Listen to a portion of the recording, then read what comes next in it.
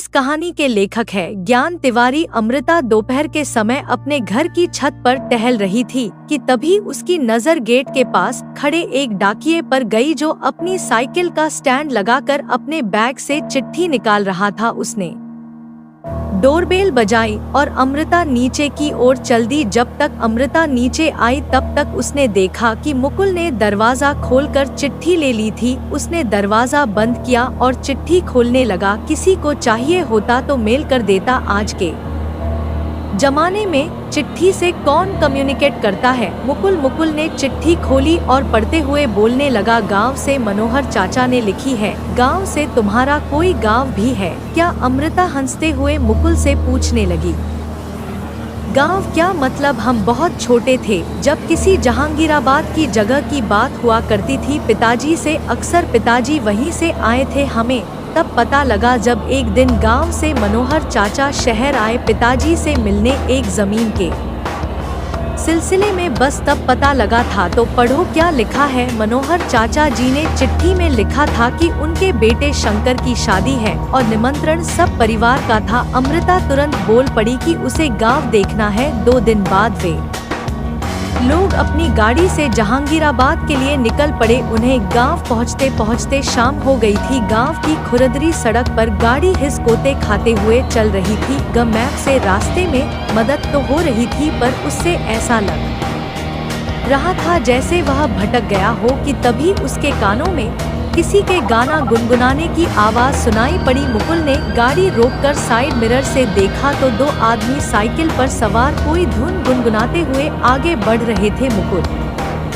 ने उन्हें हाथ से रुकने का इशारा किया। क्या बात भैया जी, यह मनोहर का घर कहाँ है? आपको मालूम है कुछ वही जिनके घर में शादी है ना? मुकुल हाँ में सर हिलाता है और इसके बाद उनमें से एक आदमी उसे बताता है कि वे लोग उन्हीं के घर से हैं।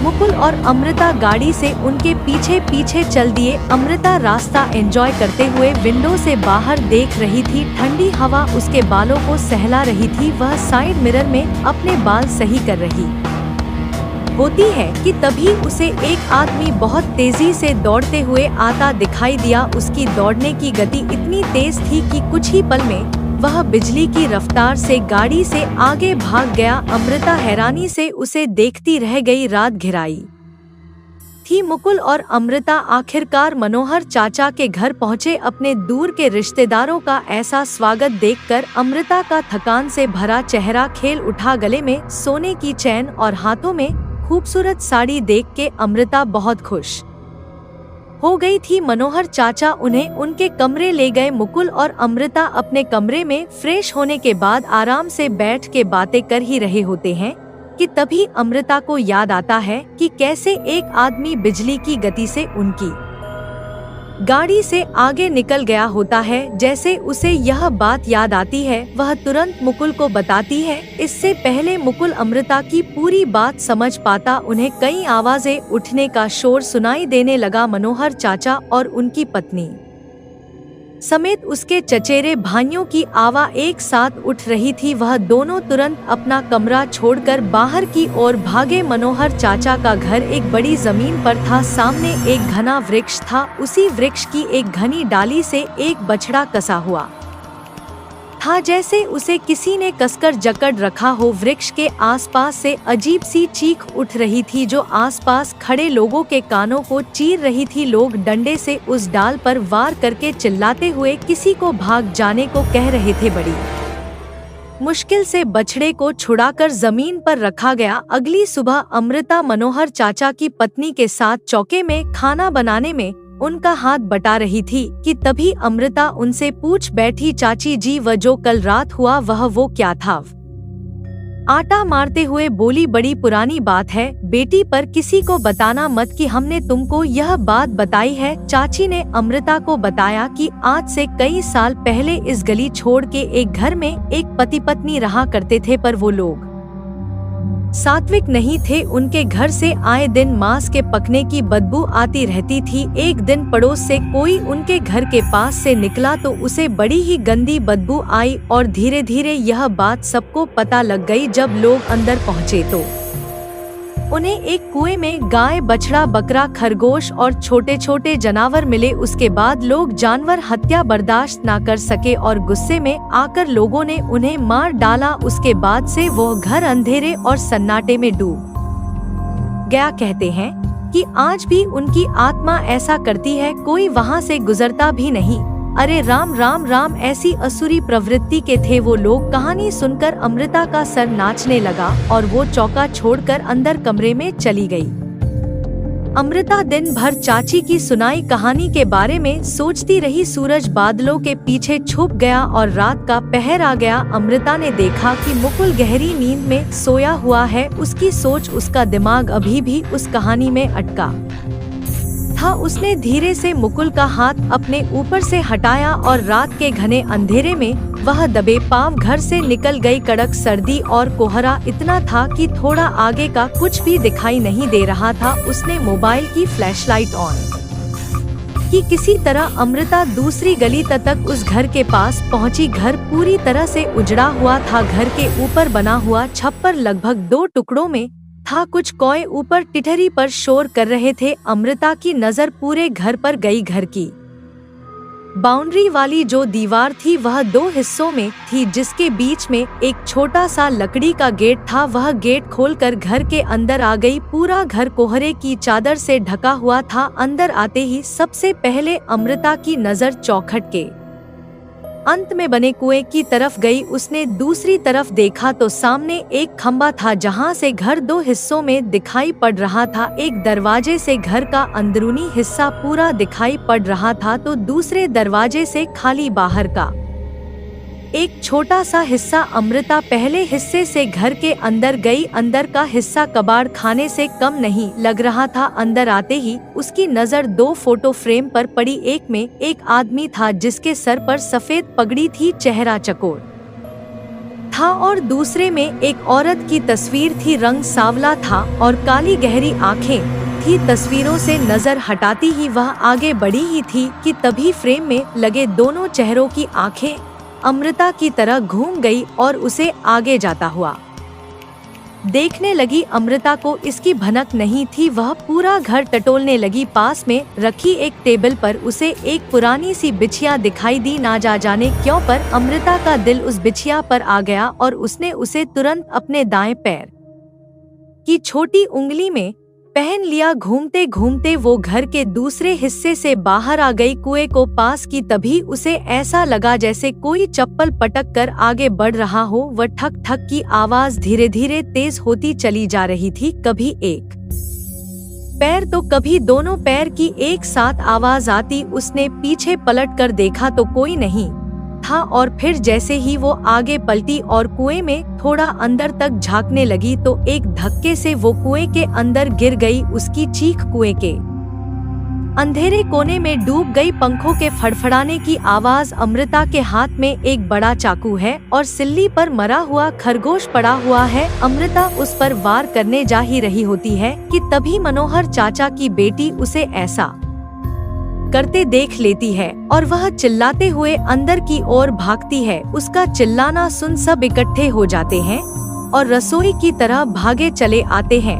मनोहर चाचा, उनकी पत्नी, उनका बेटा और मुकुल सब स्तब्ध होकर अमृता को देख रहे थे। उसके हाथ में थमा हुआ धार चाकू और सिल्ले पर मरा हुआ खरगोश। बस चाची भाप गई कि अमृता बेशुद्ध हालत में थी। उसे होश तो था पर वह अपने होश में नहीं थी। उनकी आंखों में डर बसने लगा था। मुकुल ने अमृता से चाकू छुड़ाया और उसे अंदर कमरे में ले गया। वह किसी तरह अमृता को अंदर लाया और बिस्तर पर बिठाया। मुकुल अमृता को आवाज देकर बुलाने लगा पर अमृता को शायद ही कुछ सुनाई पड़ रहा था। मनोहर चाचा अमृता के इस कृत्य से दुखी थे पर उनकी पत्नी, उन्हें सब पता था यह ब्राह्मणों का घर है। इसमें यह लड़की एक जानवर पकाने चली थी। उनकी बातों में गुस्सा था। उनकी बातें सुनकर उनकी पत्नी से रहा ना गया और वो सारी बात अपने पति को बता बैठी कि कैसे उस एक रात के किस्से ने अमृता के मन में सवालों की आंधी ला दी थी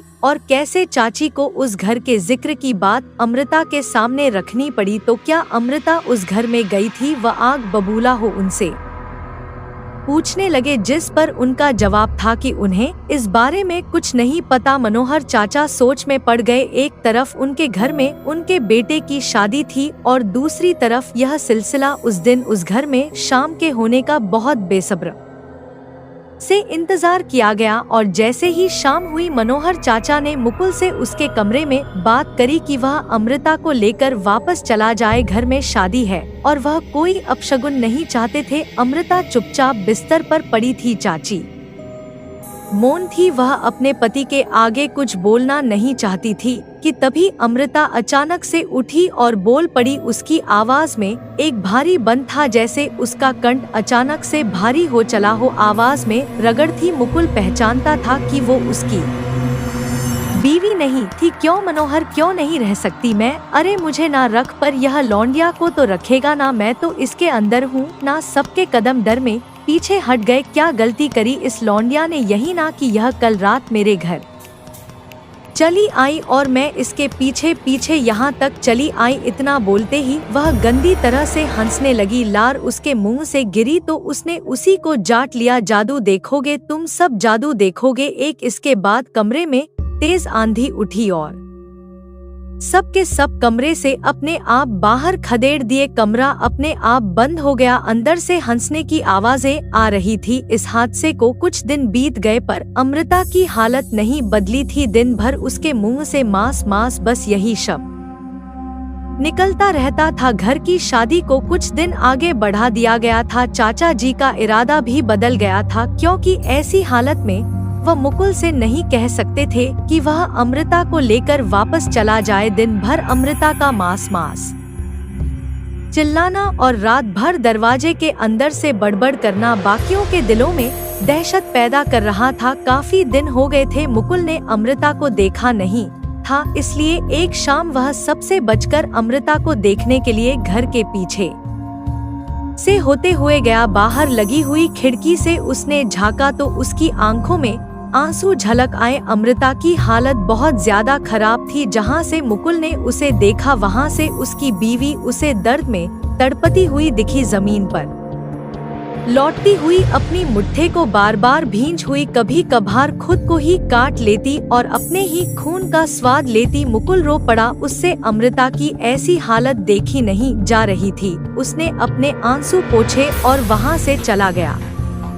मुकुल ने चाचा जी से बात करी कि वह अमृता को यहाँ से ले जाना चाहता है, जिस पर वह मुकुल को समझाते हुए कहने लगे, समझने की कोशिश करो बेटा, तुम्हारी बीवी की ऐसी हालत नहीं कि हम तुझे यह इजाजत दे दे कि तुम उसे यहाँ से ले जाओ। पर चाचा जी, वो मेरी बीवी है, प्यार करता हूँ मैं उसे और ऐसी हालत में नहीं देख सकता। वापस शहर जाऊंगा तो किसी अच्छे हॉस्पिटल में इलाज हो जाएगा उसका। तुम्हें लगता है कि तुम्हारी बीवी ने अपनी उत्सुकता में आके जो हरकत करी है उसका इलाज किसी हॉस्पिटल या हकीम और वैद्य लोगों के पास होगा? अगर ऐसा होता तो अब तक तुम्हारी बीवी ठीक हो गई होती और इस घर में मेरे बेटे की शादी भी संपन्न हो गई होती। तभी चाची कमरे में आई। इसे भूत बाधा कहते हैं बेटा, और सच पूछो तो गलती मेरी है। मुझे अमृता को उस घर की कहानी नहीं बतानी चाहिए थी। अब यह सब हो रहा है, अब इसका काट भगवान ही जाने कब मिलेगा। हमें भी उसकी उतनी ही चिंता है जितनी तुम्हें है बेटा। मुकुल थोड़ा सोच में पड़ गया। कौन से घर की बात चाची कर रही थी? फिर मुकुल को पूरी बात पता चली और वह धीरे धीरे अमृता को लेकर और परेशान होने लगा। मुकुल को अब कोई बात बर्दाश्त नहीं हो पा रही थी। जिस अमृता को वह इतना प्यार करता, उसी की ऐसी हालत देखकर वह मन ही मन उस बुरी आत्मा को कोज रहा था जिसने अमृता पर काबू पा लिया था। सोचते मुकुल घर से काफी दूर खेतों में निकल गया और एक तालाब किनारे बैठकर गहरी सोच में डूब गया। तालाब के ठंडे पानी से कोहरे की हल्की धूप उठ रही थी और उसी के पास बैठे थे 4 आदमी जो आग जलाए थे। ठंड के इस मौसम में वह अपने शरीर को गर्म कर रहे थे। मुकुल अपनी जगह से उठकर चल दिया कि तभी उसे पीछे से किसी की आवाज आई, जो उनमें से किसी एक ने लगाई थी। ओ भैया जी सुनो तो जरा। मुकुल ने पीछे पलट कर देखा तो उन्हीं 4 आदमियों में से एक ने अपना हाथ ऊपर उठाकर उसे दोबारा आवाज लगाई, अरे इधर आओ भैया जी। मुकुल उनके पास आया तो उसने देखा कि चारों ने अपने बदन को गर्म शॉल से ढक रखा है। एक ने उसे बैठने का इशारा किया। अत्यंत दुखी कौन बात हुई है? नहीं, ऐसी कोई बात नहीं। अरे वाकई परेशान लग रहा है, अब बता देते तो दिल हल्का हो जाता। उनकी बातों और उनके बोलने में कुछ ऐसा था कि मुकुल का सारा दर्द झलक कर बाहर आ गया और उसने सारी बात उनके सामने रख दी। तभी उनमें से एक बोला, जानते हो भैया जी, आपकी बीवी आपको एक बात बताओ जा रही थी पर अधूरी रह गई। कौन सी बात? वही बिजली से तेज गति से भी भागने वाले आदमी की मुकुल को सहसा याद आता है कि अमृता की एक बात अधूरी रह गई थी जिसे वह उसे बताना चाहती थी। जब तक मुकुल आगे कुछ और आदमी से पूछ पाता, वह बोला, वह हम थे भैया जी और हम चेतावे आए थे, पर क्योंकि हम इस संसार से परे हैं इसलिए नियति में बाधा नहीं बन सकते थे। मुकुल उस आदमी की यह बात बहुत अजीब लगी। वह क्या कहना चाह रहा था, यह बात उसके सर के ऊपर से निकल गई। इससे पहले मुकुल उस आदमी से कुछ पूछ पाता, वहाँ अचानक ही तेज हवा का बहाव शुरू हो गया और मुकुल को छोड़कर सबने अपनी गर्दन नीचे कर ली। आग के लपटें उनके ऊपर से फैल रही थी। मुकुल भी अपना बचाव करते हुए नीचे झुका और तभी उसकी नजर उन चारों के पैर पर पड़ी जो उल्टे थे। वह रह गया। थोड़ी देर में सब शांत हो गए। देखो भैया, बात ऐसी है कि यह जगह भूतों से घिरी हुई है और सब जान के दुश्मन नहीं होते, कुछ होते हैं जो आपकी भलाई चाहते हैं। जैसे उस रात मैं आपको आगाह करना चाह रहा था, पर खैर जाने दो। इसके बाद उसने बताया कि उसकी बीवी की जो हालत है वह दो ही हालतों में हो सकती है, या तो उसने खुद उस आत्मा को निमंत्रण दिया हो या फिर कोई ऐसी निशानी जो भूल से वह अपने साथ ले आई हो। इसका पता करना था और अगर समय रहते पता चल जाए तो अमृता ठीक हो सकती थी। मुकुल डर से उनकी बातें सुनता रहा। वह अमृता को लेकर डरा हुआ था और इस समय जब वह खुद भूतों के बीच में बैठा हुआ था, इसके बाद वह वहां से उठक चल दिए। मुकुल उन्हें जाते हुए देख रहा था। वह थोड़ी दूर गए और एक एक करके तालाब के ठंडे पानी में समाहित हो गए। सोच में डूबा हुआ मुकुल वापस घर आया। घर के बाहर झालर लगी हुई थी पर अंदर का माहौल गमगीन था। पूरा आकाश रात की काली चादर से ढका हुआ था। उसके कदम घर के अंदर गए और सीधा उस कमरे के बाहर रुके जिसके पीछे अमृता बेसु जमीन पर पड़ी थी। मुकुल धीरे से दरवाजा खोलकर अंदर गया और बेसु पड़ी अमृता के पास बैठ के उसे गौर से देखने लगा। वह अपने आप से बात करते हुए बोला, ऐसा क्या ले आई हो तुम अपने साथ? अमृता, जो तुम्हें इतना परेशान कर रहा है। उसने अमृता को ऊपर से नीचे तक देखा। सहसा उसे कुछ पकड़ में आया। अमृता की दाएं पैर की छोटी उंगली में एक बिछिया थी जो इस हादसे से पहले कभी मुकुल ने उसके पैर में नहीं देखी थी। जैसे ही मुकुल ने उसे निकालना चाहा, अमृता जाग गई और उठकर बैठ गई। सुर्ख सफेद आंखों से उसे देखते हुए बोली, क्या सोच रहा था? ये बिछिया निकाल के ले जाकर कहीं फेंक देगा और मुझे पता नहीं चलेगा। उसकी आवाज बहुत ही भारी थी जिसमें मर्द और औरत एक साथ बोल रहे थे और इस आवाज का शोर बाकी घर वालों तक पहुंचा। वह सब अपने अपने कमरों से बाहर निकलकर दूसरे कमरे में आ गए। जब तक घर के बाकी लोग आए तब तक अमृता के अंदर बसी आत्मा ने मुकुल को चौखट के बाहर धकेल दिया था। वह कमरे से बाहर आई और जोर जोर से रुदन करने लगी। उसकी सफेद आंखें, पूरी बदन से झलकती नसें होठों पर लगा खून, उलझे बिखरे बाल और टेढ़ी चाल। कुछ देर में वह अपने शरीर को पूरा पलटक उल्टा चलने लगी। ख्वाब का यह दृश्य किसी से देखा ना गया। चाची दूर हटकर खड़ी हो गई अपनी बेटी को लेकर। तब तक मुकुल जोर से चिल्लाया, अमृता के दाएं पैर में एक बिछिया है, उसे निकालकर कहीं दूर ले जाना होगा। मनोहर चाचा और उनके बेटे ने अमृता के शरीर पर काबू पाने की कोशिश की पर नाकाम रहे। अंदर बसी आत्मा अपने पूरे बल से उन पर भारी पड़ रही थी।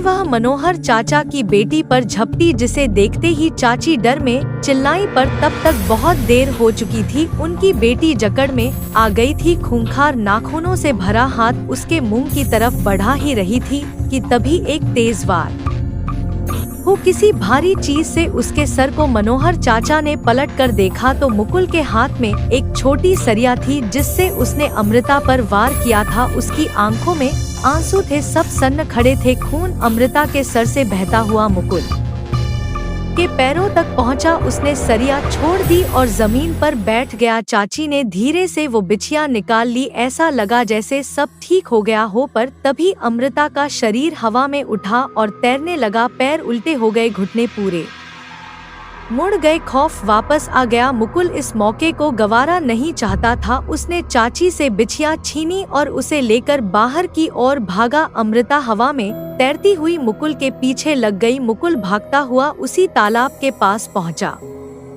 उसने पलट कर देखा तो आसपास कोई नहीं था। उसने अपना हाथ खोला और बिछिया को गौर से देख मुकुल ने तय कर लिया था कि वो उस निशानी से हमेशा हमेशा के लिए छुटकारा पाके अमृता को बचा लेगा। पर जब तक वह उसे तालाब में फेंकता तब तक एक जोर की चीख के साथ वह एक भयानक रूप में उसके पीछे से आई और उसे लेकर तालाब में कूद गई। जिस हाथ में वह बिछिया थी उसी हाथ को उसने जोर से जकड़ कर दबा लिया और पानी के अंदर ही जंग शुरू हो गई। उसने मुकुल पर लगातार वार किए पर वो किसी तरह से अपनी किस्मत बांधकर डटा रहा। लड़ाई कुछ देर और चली कि तभी किसी फरिश्ते की तरह वो 4 भूत जो मुकुल को शाम मिले थे पानी के अंदर से उसकी बहाव में ऊपर की और आते हुए दिखाई दिए। उन्होंने अमृता को जोर से पकड़ लिया, ऐसे कि उनके हाथ अमृता के शरीर के खाल के अंदर प्रवेश होते दिखाई दिए। मानो कोई शक्ति अमृता के शरीर से उस औरत की आत्मा को बाहर खींचने का काम कर